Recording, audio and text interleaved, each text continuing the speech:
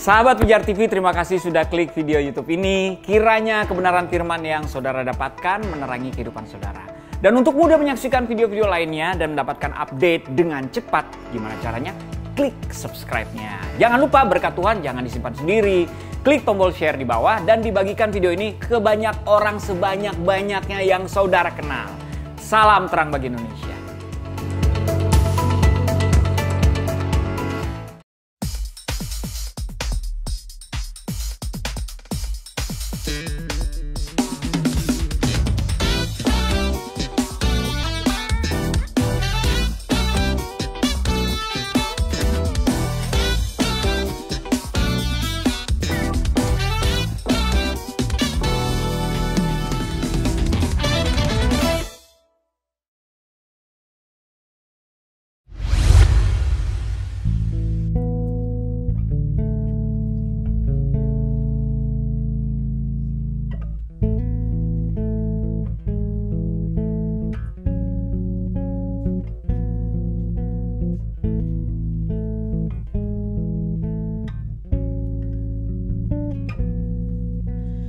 You are more than life to me.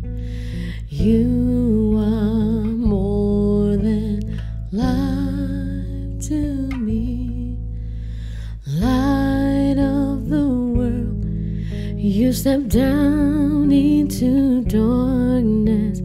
Open my eyes, let me see beauty that made these hearts adore you. Hope of a life spent with you. Here I am to worship. Here I am to bow down. Here I am to say that you're my God. You're altogether lovely, altogether worthy, altogether wonderful to me.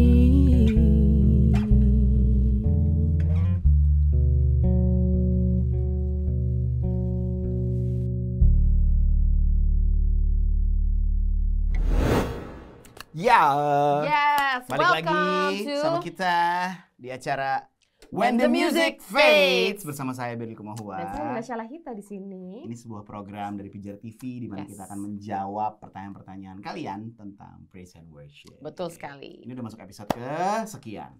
Ke-7 ya kan? Belas. Oh, 7 Tujuh, ya. tujuh. Iya, 7. Cuma 16 aja. Oke. Iya, benar. Nggak pakai lama-lama, langsung kita minta bantuan Tangan ajaib. Tangan ajaib untuk Tangan pertanyaan ajaib. pertama di episode Pertanyaan hari pertama. Kok udah bungkus permen? Oh enggak. Mohon maaf. Nah gini nih. Apa tuh? Pertanyaannya gede. Seneng ya? Seneng ya? Karena kalau nggak Nggak kita susah nyanyi. bacanya. Saya bacain seperti biasa. Silakan. Kak, kenapa yang banyak di gereja-gereja kalau di ibadah begitu tim PW selesai tampil di panggung dan khotbah dimulai, kenapa sih? Gak apa-apa. Lanjut. Mereka langsung keluar ruang ibadah, cari makan dan ngopi, ngerokok. Waduh. Tim PW-nya nih maksudnya ya? Tim PW-nya. Oke. Nanti baru masuk lagi pas khotbah udah mau selesai. Akankah budaya begini berakhir? Terus tanda smile. Oke, that's a very good question. Wah, ini personal ya. Cuman saya harus bilang apa adanya. Pertama-tama kita benerin dulu kata-katanya. Tadi kan pertanyaannya, kenapa begitu tim PW selesai tampil? di Nah, panggung. itu kita harus benerin dulu. Enggak, kalau buat saya pribadi, ya buat kita paham banget bahwa nggak ada istilah tampil ya. Jadi ketika kita bicara praise and worship, itu mimbar bukan panggung. Ya. Nah, mungkin dari situ tuh budaya menganggap itu sebagai sebuah penampilan aja menjadi sebuah alasan orang bisa keluar nggak mau dengerin khotbah gitu. Karena buat mereka kayak gue cuma kerja, gue cuma tampil, selesai tampil, ya udah gue mau makan kek, mau ngopi kek, mau ngerokok, mau ngobrol-ngobrol, bahkan mungkin ada yang tidur kadang-kadang ya, nggak bisa dipungkirin ya, karena mungkin ada beberapa ibadah gitu ya. Kalau menurut saya pribadi gini, mungkin nanti Dina juga bisa tambahin. Cuman kalau menurut saya gini, itu sebuah budaya yang dibiarkan gitu. Karena in a sense ya, maaf banget, nggak bermaksud mengkritik. Kadang-kadang memang ada gereja-gereja yang memperlakukan musisinya ya bener-bener cuman kayak musisi bayaran gitu. Ya. Mereka nggak di-equip, mereka nggak dimuridkan, nggak dikasih tahu bahwa ini penting buat lo denger khotbah. Tapi puji Tuhan beberapa gereja yang saya sempat datang dan saya sempat beribadah juga, ada yang udah kesana arahnya. Jadi bener-bener tim worshipnya selesai melayani dari panggung, turun panggung, langsung masuk ke dalam duduk gitu. Dan bahkan ada pendeta-pendeta yang keras gitu yang mereka bilang kalau lo nggak duduk dengerin gua mendingan lo usah pelayanan lagi di sini gitu. Karena kadang-kadang memang harus dibuat tanda kutip ya rules. Selama itu nggak legalistik gitu ya. Betul. Tapi itu sebuah standarisasi bahwa ketika lo jadi seorang pelayan, lo juga harus diisi gitu. Nah kadang-kadang needs ini yang nggak diajarin gitu. Karena kita harus equip pemain musik kita harus equip bahwa kalian tuh perlu lo dapet makanan rohani ini, kalian perlu dapet makanan spiritual supaya ketika kalian melayani dari kelimpahan, bukan sekedar main musik. Nah, itu budaya yang harus dibangun sebetulnya. Jadi kita kalau ditanya, akankah budaya ini berakhir? Pertanyaannya saya balikin lagi, mau nggak budayanya berakhir? Kalau mau budayanya berakhir, mulai diubah budayanya, dilatih supaya teman-teman musisi ini mengerti bahwa ini melayani, ini mimbar bukan panggung. Nggak sama kayak lu main di kafe, selesai main break, nggak sama kayak gitu. Ini hal yang berbeda. Gitu. Jadi mungkin budayanya harus diubah, dimulai dari kita sendiri gitu. Betul, setuju banget. Dan mungkin leaders-leadersnya juga harus ngasih contoh ya.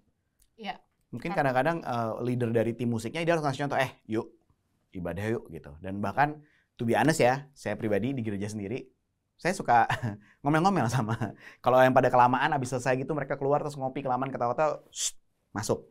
Jiwa bapak-bapaknya Jadi ayo nak. masuk, nggak ada duduk-duduk, masuk gitu. Jadi mereka juga sekarang udah nggak perlu kayak gitu lagi karena mereka udah paham gitu. Dulu awal-awal sih lumayan gitu ya. Cuma sekarang mereka udah paham. Jadi begitu udah selesai itu ya mereka paling cuma ngambil minum, terus mereka masuk, mereka dengar firman gitu. Ya, masalahnya ini kan terjadi karena mungkin di gereja tersebut budaya itu sudah jadi budaya yang dari lama gitu dan udah memang bertahun-tahun. yes, memang yang bisa kita lakukan kalau misalkan kamu yang memberikan pertanyaan kamu adalah tim PW juga ya atau pelayan juga gitu. Mungkin kamu ada beberapa teman yang dengan concern yang sama, daripada kita merubah budaya itu tapi kita add budaya baru. Apa maksudnya?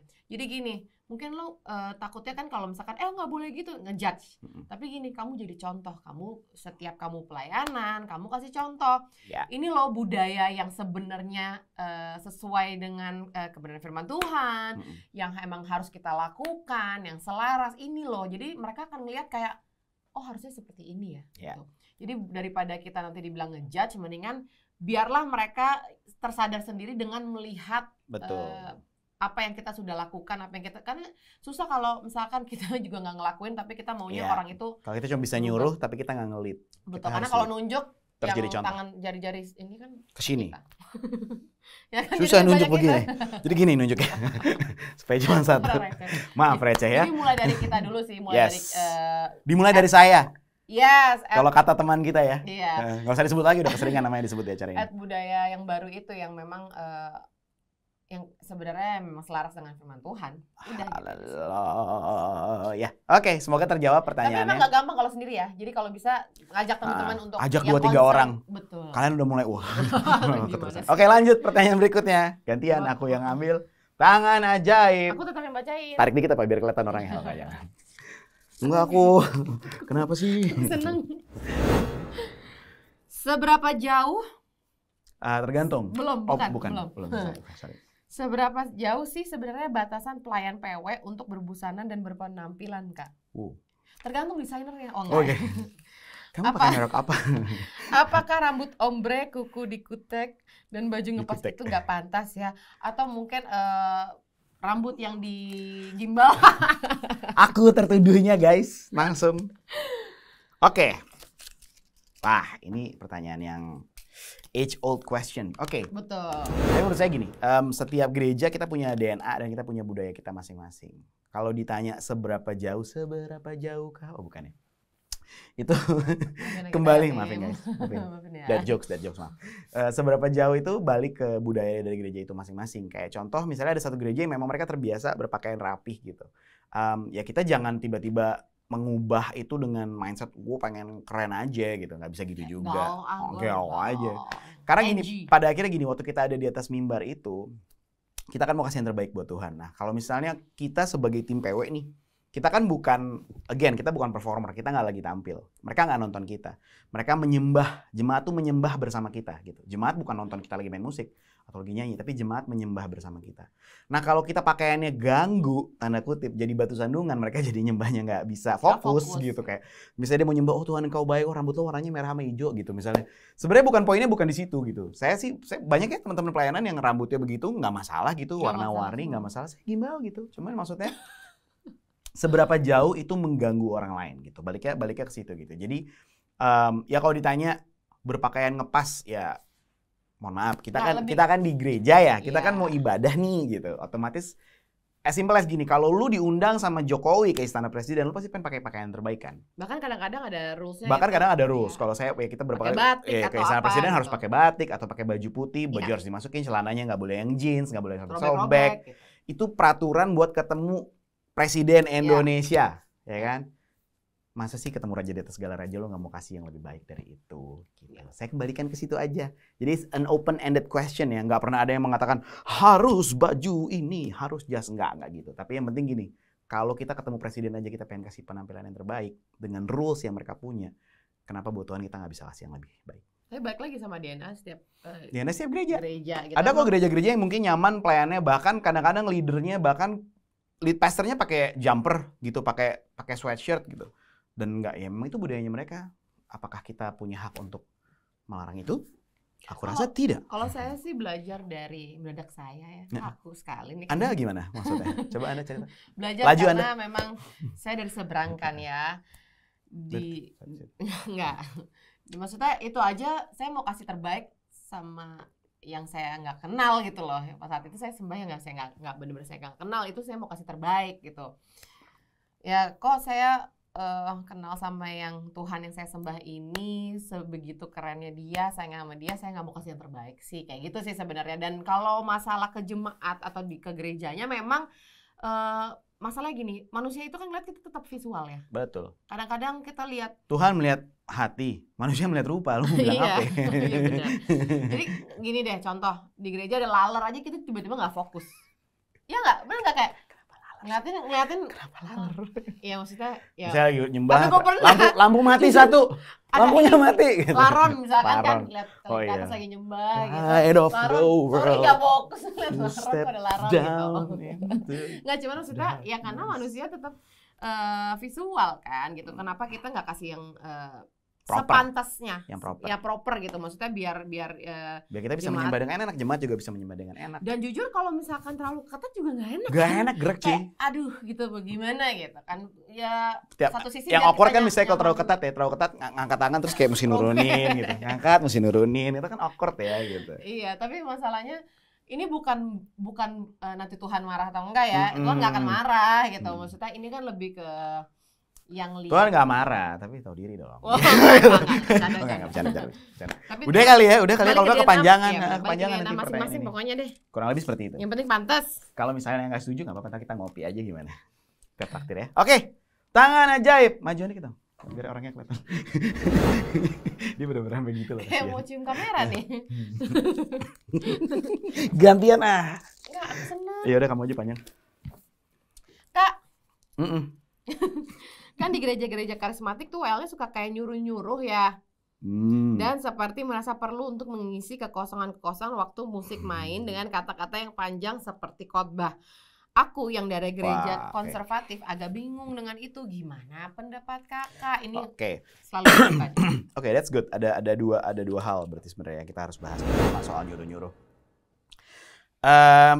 Kalau kita kebetulan di gereja kita membiasakan, kita sudah berbudaya untuk tidak nyuruh-nyuruh. Memang kadang-kadang itu sesuatu yang nggak bisa dihindari ya. Kalau kita mindsetnya masih manggung, kita akan punya kecenderungan buat nyuruh gitu. Karena kalau saya juga kerjanya di panggung ya. Jadi kadang-kadang saya suka ngajak, ayo kita berdiri, ayo tepuk tangan, ayo bikin gerakan ini. Itu ya kita di panggung. Tapi kalau waktu kita lagi di atas mimbar, nyembah, harusnya mindsetnya gini. Kita yang di atas panggung semua, yang di atas mimbar termasuk WL, dia bukan motivator. Gitu. Harusnya dia nggak perlu maksa orang buat berdiri. Ayo kita berdiri, ayo kita tepuk tangan, ayo sembah Tuhan lebih lagi. Harusnya, makanya kadang kita suka nggak setuju dengan term worship leader ya. term yang lebih tepat itu sebenarnya song leader harusnya. Karena dia hanya memimpin songnya. Worship tuh nggak bisa disuruh. Worship tuh nggak bisa diperintah. Worship itu datang dari kesadaran pribadi setiap orang. Nah, ini harusnya jadi sebuah budaya yang dibangun sama-sama gitu. Jadi tanpa lo harus nyuruh, harusnya orang-orang ini nyembah karena lagunya memang relate gitu. Memang dia ngerti bahwa misalnya kita bilang, here I am to worship. Kalau udah jelas kata-katanya here I am to worship, harusnya memang lo ada di situ buat nyembah dong. Nggak perlu disuruh lagi gitu. Jadi itu sebenarnya sesuatu yang harus dibudayakan. Para pelayannya terbiasa dengan konsep itu, bahwa ketika dia nyembah nggak ada orang yang angkat tangan pun itu bukan salahnya dia gitu. Dia nggak harus merintahin mereka untuk hype, ayo kita bikin lebih hype lagi buat Tuhan. Enggak. Tapi kita kasih mereka edukasi bahwa lu ada di sini, lu mau kasih yang terbaik buat Tuhan. Ya. Makanya namanya penyembahan. Kita mempersembahkan sesuatu, bukan kita nunggu, bukan kita menanti-nantikan, tetapi justru kita yang berinisiatif. Nah, satu hal lagi yang saya mau bilang gini, worship itu kan ekspresi cinta ya. Ada yang bilang kan namanya proskuneo. Proskuneo artinya mencium. Mencium tangan atau mencium wajah Tuhan bahkan. Bahasa lain lagi bilang latreo. Latreo itu membawa hadiah. Memberikan hadiah gitu. Berarti kalau gini, lucu kan kalau kita mau memberi hadiah buat seseorang yang kita sayang. Misalnya saya sayang sama istri saya nih. Saya mau kasih hadiah ke dia, harus orang lain yang nyuruh. Makasih ya. Masih, iya sama-sama. Tapi nggak ada orang lain yang nyuruh kan lucu kan. Ber, kayaknya lo udah waktunya kasih Dinda hadiah deh. Gitu. Itu kan bakalan culun banget. Ini istri gue tahu kapan gue harus kasih dia hadiah gitu. Terus misalnya ada yang bilang dong sama istri lo sayang sama dia. Terus baru gue ngomong, I love you. Itu aneh gitu. Kalau kita bangun hubungan, saya akan bisa ngomong saya sayang sama dia kapan aja saya mau, karena saya emang sayang sama dia gitu. Nah, hal yang sama dengan kita sebagai jemaat, hal yang sama dengan kita sebagai worshiper gitu. Waktu kita lagi nyembah, nggak perlu disuruh dong kayak, God, I love you, Tuhan, aku saya sayang banget sama Tuhan, saya pengen ngangkat tangan, saya pengen berlutut, saya pengen nyembah gila-gilaan, karena saya sayang sama Tuhan, bukan karena disuruh sama worship leadernya gitu. Jadi harusnya itu sebuah kesadaran yang dibangun sama-sama. Nah, lalu bicara soal musik. Ini jujur kadang emang ya, saya ngomong apa adanya sebagai yang suka jadi MD ya, itu ganggu sih jujur kadang-kadang. Maaf banget. Kadang-kadang musiknya kita bikin gini loh. Ada istilah yang namanya dalam worship session itu namanya selah. Selah itu sebuah momentum, misalnya ya, saya kasih contoh. Tadi kita nyanyi lagu Here I Am to Worship. Kita bagian part yang di awal kan, You are more than life to me. Waktu jemaat nyanyi, mereka akan nyanyi dengan lirik itu. Tapi waktu ada momennya mereka diem ya, mereka berhenti bernyanyi, terus musik cuma main melodinya. Secara psikologis ya, percaya atau enggak, mereka akan memikirkan lirik itu di kepala tanpa menyanyikan, itu akan jadi perenungan yang lebih dalam. Dan itu momen yang kita bilang selah gitu. Mereka punya waktu buat mikir, ngerenungin apa yang abis dia nyanyiin. Iya ya, Tuhan tuh ternyata berarti lebih besar dari kehidupan itu sendiri. Abis itu mulai mikir, gila semua yang Tuhan kasih dalam hidup gue tuh lebih powerful dari apa yang pernah gue minta misalnya. Orang akan punya keinginan menyembah yang lebih gila lagi, instead of kita malah berkata-kata gitu. Jadi kadang-kadang budayanya aja yang harus diubah. Kadang-kadang perlu sih, kita perlu bermazmur mungkin ya sebagai worship leader. Ya, ada waktunya kita perlu, kita harus tahu gitu momen-momennya, momentumnya tuh jangan sampai hilang gitu. Kadang-kadang ada momen kita diem aja ya. Itu kadang-kadang saya sama tim gitu kalau lagi worship, ada momennya kadang-kadang bener-bener musiknya berhenti total, bener-bener gak ada bunyi sama sekali, musiknya berhenti, cuma jemaat yang nyanyi. Itu bisa terjadi kayak gitu. Jadi itu sesuatu yang harus kita didasari dengan pengertian dan pemahaman tujuan dari worship session itu sendiri. Gitu. Berarti PR sebenarnya membangun kesadaran jemaat dan bahkan tim PW-nya ya, dulu, di-equip gitu. Karena ibaratnya nggak di gereja pun mereka bisa menyembah dengan kesadaran kalau memang dia worshiper gitu loh, dimanapun mereka berada. Betul. Gitu sih. Oke. Semoga nih udah bingung lagi ya. Sudah atau masih ada satu pertanyaan lagi? Udah? Cukup? Udah. Oke. Oke, makasih semuanya. Oke, sebelum kita terima kasih buat sudah 3 pertanyaan tadi yang sudah masuk ya. Dan kita mau kasih tahu bahwa kalau kalian kirim pertanyaan, nggak cuma kirim pertanyaan aja, bukan hanya sekedar dijawab, tapi kita juga akan memberikan ada giveaway. Jadi akan beberapa pertanyaan akan dipilih ya. Dari pilihan itu dapatkan giveaway ya. Jadi When the Music Fades, Pijar TV itu giveaway buat kamu. Ada tumblernya. 2023 makin gak jelas sih gini. Iya, kenapa ya? Terang bagi Indonesia. Ini bagus nih. Tuh, ada baju tuh. Fade over here. Jadi jangan ragu-ragu lagi, kirimin semua pertanyaan-pertanyaan kalian ya. Tapi ya nanti itu ya disortir ya, pasti dipilih ya. Cuman mudah-mudahan dari acara ini bukan hanya giveaway-nya aja, tapi kalian bisa mendapat sesuatu yang berguna untuk kalian sendiri tentang praise and worship. Betul sekali. Itu aja dari kita When the Music Fades. Saya Benil Kumahua. Dan saya Dinda Syalahita. Signing out. God bless you. God bless you.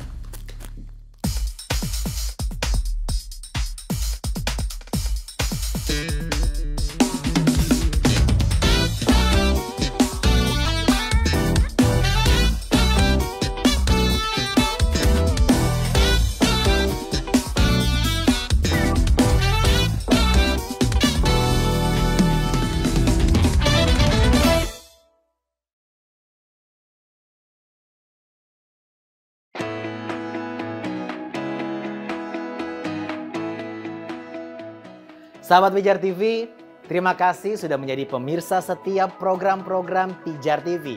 Kami sungguh rindu agar saudara bukan saja diberkati dengan menyaksikan program-program ini, tetapi juga dapat berinteraksi dengan kami untuk berdiskusi dan bahkan didoakan melalui WhatsApp dan telepon yang tertera di layar kaca ini.